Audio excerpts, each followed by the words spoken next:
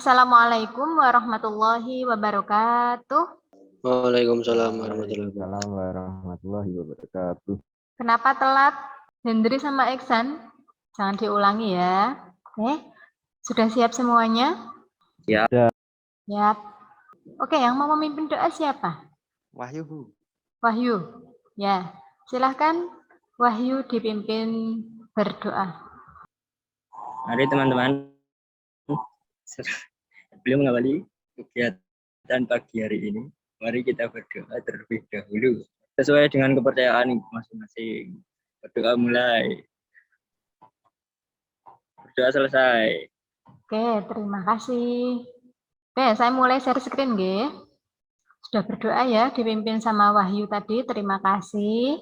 Presensinya jangan lupa. Sehat semua ya? Alhamdulillah sehat. Alhamdulillah sehat. Anak-anakku, sekarang kita di pertemuan yang ketiga. Ini kita akan membahas tentang sumber arus searah. Masih ingat di SMP tidak ya? Nah, sebelum masuk ke sana, saya mencoba mengecek ingatan kalian, materi yang kemarin sudah kita pelajari. Bagaimana perbedaan ciri dari rangkaian seri dan paralel? Ada yang bisa menjawab? Fatih, ada bedanya enggak Fatih? Ada, Bu. Ada, bedanya apa? Yang paralel lebih terang. Yang seri apa Redup. malah mati? Redup ya. Kemudian apa lagi? Hendri, yang lain apa? Paralel seri setelah satu dimatikan, semua akan mati. Satu Sama. dimatikan, semua yang lain tidak mati. Pinter. Iya, betul ya. Banyak yang masih ingat ini. Ya, ini ya. Kalau seri, ini rangkaiannya seperti ini ya. I, arus yang mengalir di rangkaian, itu sama. I kali R itu kan sama dengan V ya. Ini. Jadi V tegangan dari A ke D itu adalah tegangan total.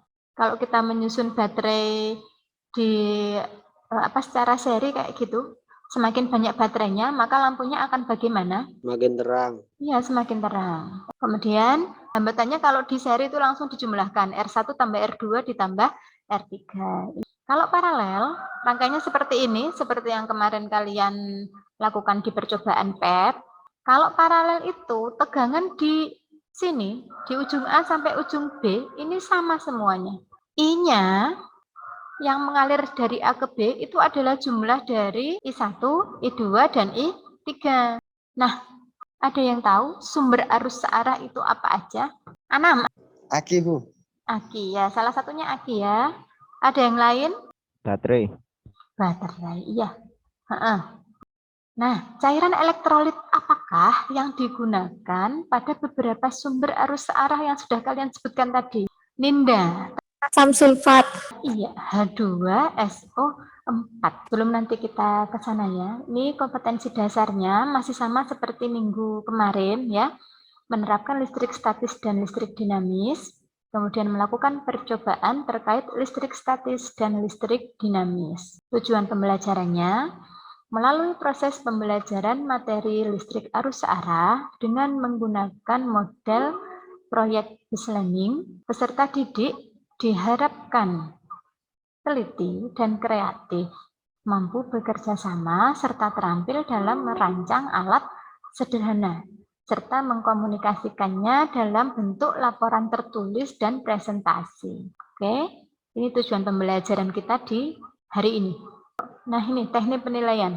Penilaian sikap masih sama ya, nanti saya catat dalam lembar observasi. Kemudian penilaian pengetahuan, nanti ada tes objektif, kuisnya 5 soal dari Google Form, nanti saya share kuisnya. Kemudian penilaian keterampilan dari kinerjanya presentasi dan diskusi yang kalian kerjakan kemarin itu ya, terus sama laporannya. Proyeknya itu berupa laporan sama video yang sudah anak-anak kirimkan ke saya. Itu teknik penilaiannya. Silahkan kalian perhatikan video berikut.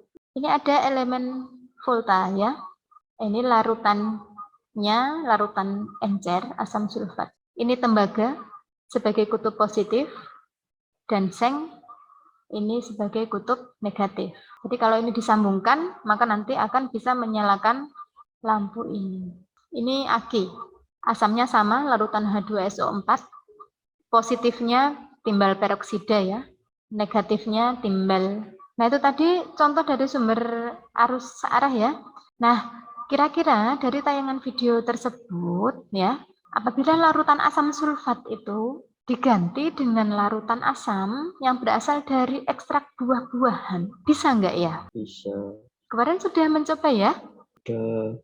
Saya lihat videonya itu ada yang menyala dan ada yang padam gitu ya. Ingin tahu, ayo buat proyek ini dengan senang dan antusias. Nah, ini kemarin juga sudah merancang ini. Pembagian kelompoknya ada kelompok 1 Fatih, Ihsan, Fajar, Faiz, kelompok 2 Anam, Hendri, Ninda, Ridho, kelompok 3 Yusuf, Trinur, Amirul, dan Sigit. Kelompok 1 ketuanya Fatih ya, dan sekretarisnya Fajar. Kelompok 2 ketuanya Anam, sekretarisnya Ninda, kemarin yang dipilih itu ya. Kemudian kelompok 3-nya ketuanya Yusuf dan sekretaris Trinur.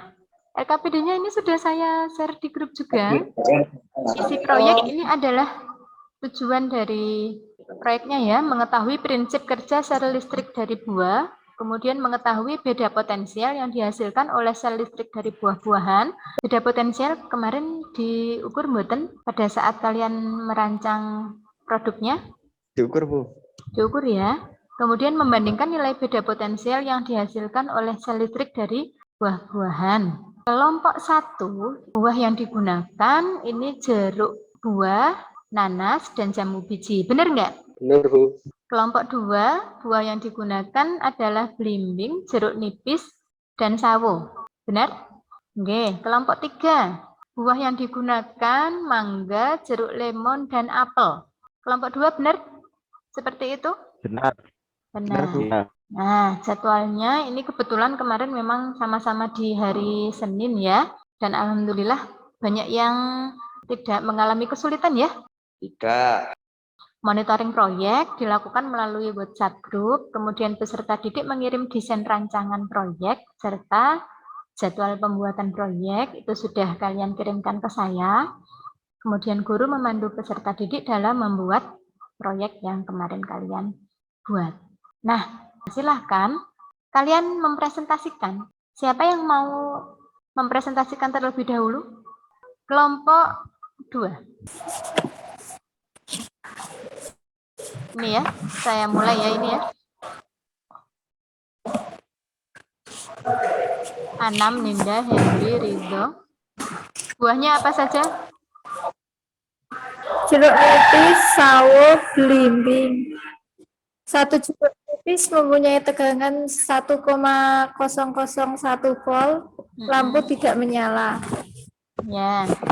2 jeruk nipis mempunyai tegangan 2,009 volt, lampu tidak menyala. Ini pakunya sebagai kutub positif apa negatif itu? Poin positif, paku negatif. 1 buah sawo mempunyai tegangan 1,003 volt, lampu tidak menyala. 2 buah sawo mempunyai tegangan 2,014 volt, lampu tidak menyala. 1 buah belimbing mempunyai tegangan 1,014 volt, lampu tidak menyala. 2 buah belimbing mempunyai tegangan 2,033 volt, lampu tidak menyala. Kesimpulannya bagaimana? Jadi kesimpulannya adalah dari ketiga buah tersebut meliputi jeruk nipis, sawo, dan belimbing, tegangan terbesar terdapat di buah belimbing dengan tegangan 3,057 volt. Sedangkan untuk tegangan yang paling rendah dihasilkan oleh jeruk nipis. Kita beri plus yang meriah ya untuk kelompok 2. Sangat bagus sekali ini kerjasamanya, oke? Ya. Saya kembali share screen. Itu tadi adalah presentasi dari kalian berkelompok. Saya akan menyimpulkan dan menanggapi hasil kalian tadi ya. Nah, kesimpulan, prinsip dasar dari sel listrik berbahan dasar dari buah itu sama seperti sel volta. Tadi ya elemen volta. Kemudian sel listrik berbahan dasar buah ini terdiri dari Plat tembaganya kalau tadi miliknya kalian dari koin 500 itu ya, itu sebagai katoda, kutub positifnya. Kemudian yang sengnya adalah anoda, itu tadi pakunya ya, pakunya itu. Kemudian cairan dari buah-buahan sebagai larutan elektrolit.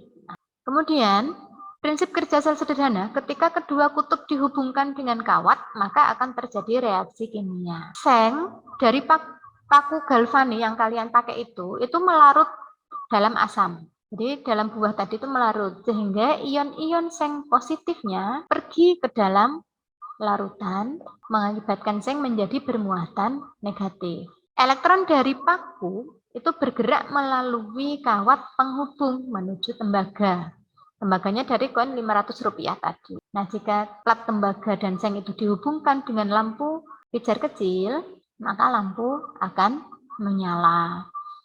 Ya, tadi kan ada yang menyala, ada yang tidak ya, tergantung jumlah buahnya. Ini untuk penguatan materi saja ya. Sumber arus listrik searah itu dihasilkan oleh sel volta. Tadi yang belum kalian sebutkan adalah sel volta. Kemudian elemen kering itu adalah baterai, akumulator, solar cell, dan dinamo arus searah. Dan elemen listrik itu dibedakan menjadi dua, elemen kering dan elemen basah. Elemen kering itu primer dan elemen basahnya adalah sekunder. Elemen primer itu merupakan sumber arus listrik yang bersifat sekali pakai. Artinya, jika sumber tersebut sudah habis, maka kita tidak akan bisa mengisi kembali dan harus diganti dengan yang baru. Elemen sekunder itu bersifat dapat diperbaharui. Artinya tegangan yang berasal dari elemen sekunder itu suatu saat akan habis, tetapi masih dapat diisi ulang. Nah, contoh dari elemen primer diantaranya adalah elemen volta dan baterai. Iya, jadi elemen volta itu tidak bisa diisi ulang. Sel volta ini seperti ini ya. Ini adalah tembaga sebagai elektroda positif, kemudian yang ini seng sebagai elektroda negatif. Arus listrik ini mengalir dari potensial tinggi ke potensial rendah. Jadi dari tembaga menuju ke seng. Nah, elemen volta itu pertama kali ditemukan oleh fisikawan berkebangsaan Italia yang bernama Alessandro Volta di tahun 1745 sampai 1827. Elemen volta adalah sel elektrokimia yang dapat menghasilkan arus listrik. Nah, ini ada bagian-bagian elemen volta. Kutub positif anoda adalah tembaga. Kutub negatif ini katoda, ini adalah seng. Terus larutan elektrolit adalah asam sulfat H2SO4. Ini sel volta. Nah, yang kedua berikutnya adalah baterai. Ini masih elemen primer, tidak bisa diisi ulang ya. Kutub positif baterai berupa batang karbon, sedangkan kutub negatifnya berupa seng itu. Sedangkan campuran mangan dioksida itu berfungsi sebagai zat pelindung elektrolit. Yang berikutnya ini adalah akumulator. Jadi akumulator atau aki, ini biasanya disebut dengan elemen basah. Akumulator juga mempunyai dua buah kutub, yaitu kutub positif dan kutub negatif. Kutub negatif terletak pada timbal, dan kutub negatifnya adalah timbal dioksida. Dicelupkan ke dalam larutan elektrolit H2SO4. Oke, kira-kira sampai sini adakah pertanyaan? Tidak. Itu tadi anak-anakku pembelajaran hari ini. Kelompok 1 sudah selesai belum laporannya? Sudah. Kelompok 2? Laporan sampun. Kelompok 3 sudah belum? Belum. Segera diselesaikan ya. Nah, setelah ini jangan lupa kuisnya diselesaikan ya. Habis ini saya share kuisnya dari Google Form. Silahkan diisi, hanya 5 soal saja. Karena tidak ada pertanyaan sebelum saya akhiri. Karena kita tadi diawali dengan berdoa, maka silahkan ada yang memimpin berdoa. Untuk mengakhiri pertemuan hari ini, mari kita berdoa sesuai keyakinan masing-masing. Berdoa mulai. Berdoa selesai. Terima kasih. Jangan lupa tetap jaga kesehatan, nggih. Kurang lebihnya dari saya mohon maaf. Semoga kita selalu diberi kesehatan dan lindungan dari Allah ya. Saya akhiri. Wassalamualaikum warahmatullahi wabarakatuh. Waalaikumsalam warahmatullahi wabarakatuh.